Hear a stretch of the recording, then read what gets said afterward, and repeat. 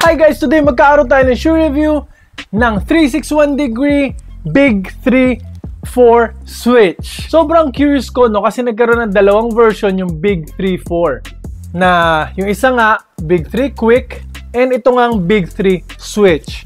And dahil napakagandang performer nitong Big 3 Quick, kumuha rin ako nitong Big 3-4 switch para malaman ko kung ano bang pagkakaiba nilang dalawa. Kaya samahan nyo ko guys, i-review natin to para malaman kung ano ang difference ng dalawa. Start na tayo, let's go!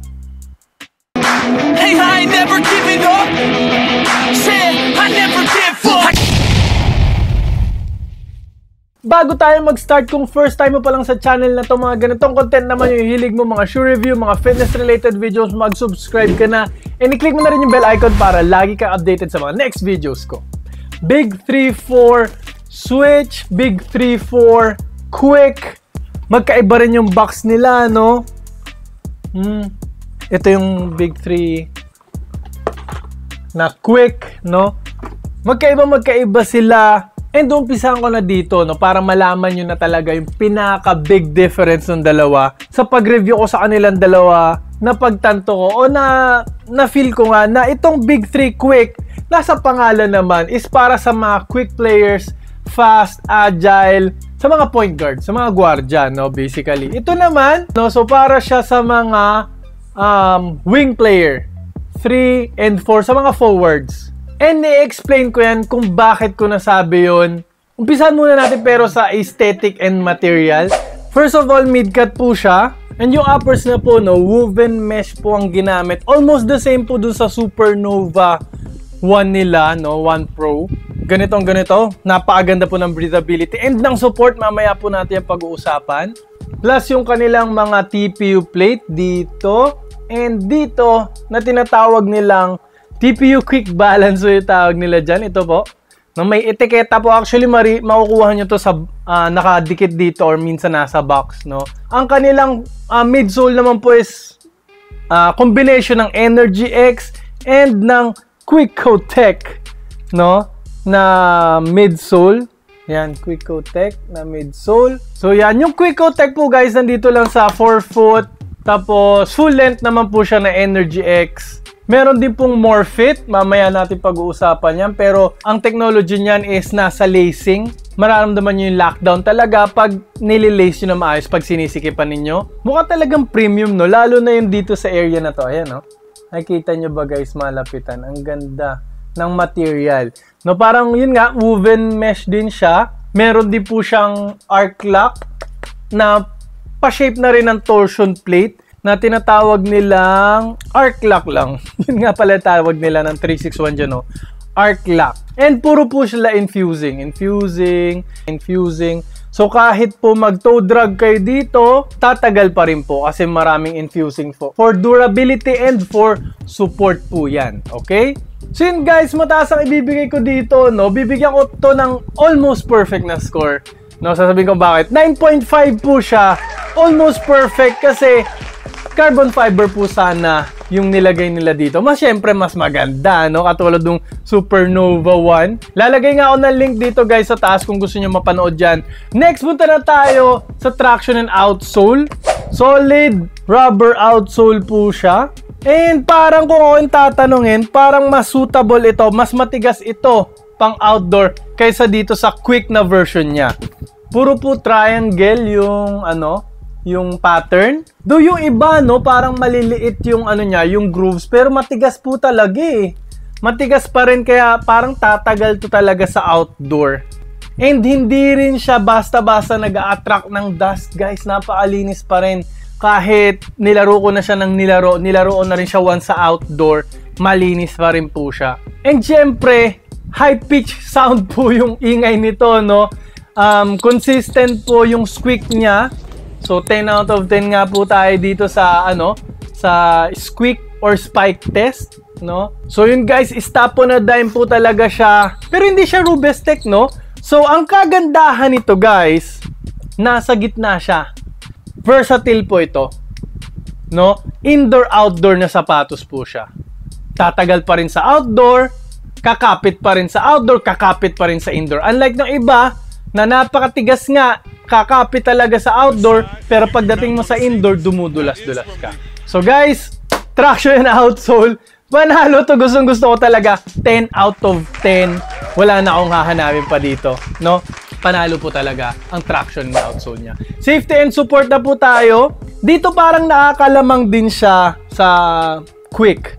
Kaya ako rin nasasabi na mas lamang to. Sa uppers pa lang guys, mas supportive itong woven mesh. Ito, ginilalagay nito ito sa mga mamahaling Nike na sapatos, yung ganitong material. Nasa Jordan, mga Jordan 35 yata yun, no? Katulad ng Supernova, nandun dito. Ito, parang okay lang naman, no? Pero medyo mas malambot ito. Itong material na to. Less durable din. Kung ikukumpara dito, durable naman to kasi maraming infusing. Pero yung ito lang, yung sinasabi ko lang, itong part lang na to. Itong to screen mesh. Pero ito, very supportive. Lahat ng area, nag-infusing pa sila. So, yun nga, toe drag, walang problema. Tatagal, ipang outdoor mo, walang problema. Very supportive, hindi basta-basta iikot-ikot or dumudulas-dulas yung paa mo dyan sa loob, no? Hindi na nakontento, naglagay pa ng TPU plate, itong super brown na kulay na dito, TPU plate. Plus, guys, itong logo ng 361, ay ng Big 3, itong logo ng Big 3. Lahat ng Big 3 may ganito may 3, di ba?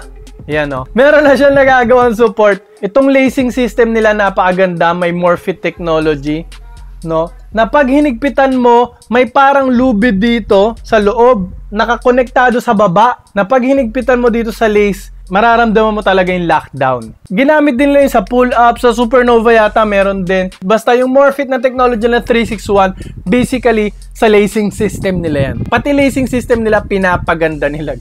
Next, yung TPU plate na nagugustuhan ko. Yung TPU plate na super brown nga sabi ko, and yung logo ng 3 na talagang mararamdaman mo yung support pag ikaw gumagawa ka ng mga Euro step mo, jab step, mga lateral movements mo. Ramdam mo yung lockdown dito, yung lateral containment po talaga. So, panalo po talaga yung lateral containment. Hindi ka kakabahan na maggalaw-galaw ka dito or kahit bigs ka. Plus, yung heel counter po nito, ito po. Perfect po talaga. Alam niyo kung bakit? Kasi di ba may quick balance na itong TPU plate dito, itong brown, no? Plus, yung Energy X na foam, umangat din dito. Para magkaroon ka ng external heel counter na maganda. Umangat parehas. Para talagang may lockdown yung heel mo.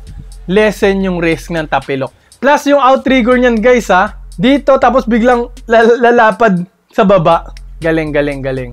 Pang bigs po talaga. Plus, lastly, no, yung gustong-gusto kong arc support nila. Though, yung arc support nila made of nylon glass fiber. Yun nga, anti-twist po ito. Torsion support plus arc support. Ang ganda, no? So, sa mga flat-footed, makakatulong po siya. Plus, parang pa letter X pa siya dito. One piece lang po siya, parang Supernova. No? Ito, isang piraso na lang. Ang ganda po. No? Panalong-panalo talaga yung support nito, guys. Wala akong masabi. Kaya, syempre, perfect score ang bibigay natin dito. 10 out of 10 po tayo dyan. Okay? Sa comfort, guys, no, makikita nyo naman na makapal po talaga yung dito sa heel area, no. Makapal yung padding dito. Parang dito lang sa toe area ako medyo nakulangan. Medyo. Kailangan nila makapal na medyas, okay na. Plus, makapal naman yung tang, okay naman. Hindi masyado makapal. Gusto ko pa sana ng konti. And yung gusto ko sana ng Achilles pillow din. Yung step-in comfort niya, malambot naman kasi guys, itong Energy X na to, ito yung malambot na version na ng Energy X, no? Yung dating Energy X, lagi kong inuulit-ulit, hindi ko gusto. Parang sobrang stiff nun, nung dating Energy X. And dahil nga may Quick-O-Tech to, malambot yung Quick-O-Tech, no? Mas malambot siya. So, maganda yung step-in comfort pag naglalakad-lakad ka, pinantatakbo mo, malambot. Speaking of lakad-lakad, maganda po yung heel-to-toe transition nito. May arc naman po parehas, no? Marami ring forefoot flex. Madali naman po siya mag-flex. Hindi naman masyadong caged din kasi yung yung midsole, no? Sakto lang siya kung ako yung tatanungin sa bigat, sa weight. Considering pang bigs ito, magaan na siya pang bigs. Kasi nga, woven mesh to no? Magaan siya na material, breathable siya na material. And yun nga, yung padding hindi naman masyadong makapal. Yung fit nito, kung ako yung tatanungin, perfect yung fit nito, guys. Sa akin, na normal lang yung paa. Pag bumabagsak ako, may space pa rin ng konti para mag-spread yung mga daliri ko, which is healthy sa paa, sa tuhod, sa legs mo, no? Kasi yun yung pag ganun, yung natural way ng pag-absorb ng paa natin ng impact galing sa floor, galing pag tumatalon tayo, no? Guys, huwag kayong matatakot pag wide foot friendly yung sapatos. Maganda po kasi pag wide foot, no? Kaso lang, kung ikaw wide foot ka, okay na rin to. Pag super wide foot ka, 0.5. No, pag saktong wide foot ka lang, okay na to. No, okay na to. Ang kagandahan nito, may konti pa siyang pag-expand. So, okay na okay yung fit sa loob. Walang tusok-tusok, walang slippage, no, walang heel slippage. So, fit and comfort, bibigyan ko po ito ng 9 out of 10. Hindi ko po na perfect kasi nga gusto ko pa ng konting padding dito sa tongue, dito sa toes, and Achilles pillow. Punta na tayo sa breathability. Napaka-breathable naman talaga nito, guys. Kasi nga, 'di ba? Butas-butas po 'yan. 100% pasok yung hangin. 100% sa side pasok. Dito sa side, sa middle side, pasok na naman yung hangin. Yung tongue, sobrang laki ng butas and sobrang nipis. Yun nga, makikita mo na yung daliri ko dyan, no? So, hindi na natin kailangan patagalin pa. 10 out of 10 to sa breathability. So yun guys, next punta na tayo sa cushioning. So combination po siya ng dalawang midsole, dalawang foam. Isang Quicotech. Mostly, ang foam nila is Energy X. Buti na lang ito yung Energy X na bago na. Yung medyo may compression na, medyo malambot. No, unlike yung dati na sobrang tigas ng Energy X. Pero maganda pa rin impact protection dahil nga dalawang foam na technology na mga mamahalin, mga magaganda ang ginamit. So yung impact protection nandun pa rin, okay pa rin yung tuhod ko, shock absorption, top tier pa rin ito, no? Plus yung energy return nga ng Energy X, doon naman sila sikat, no? And yung Quicotech, mararamdaman mo talaga yung bounce. Plus, meron nga kasing torsion plate, no? So talagang may bounce talaga yan. Panalong-panalo po talaga. Hindi, wow. Kaya mabibigyan ko po ito ng perfect na naman po na score na 10 out of 10. Kasi guys, no, though bigs ang laro ko, minsan nagsisentro ako, ayaw ko naman nung super high off the ground ako, yung mataas yung heel drop, para ako nakatakong. Ayaw ko po nun, no. Dati nung bata ako, kala ko goods yun eh. Ha? Ano ka, bakla?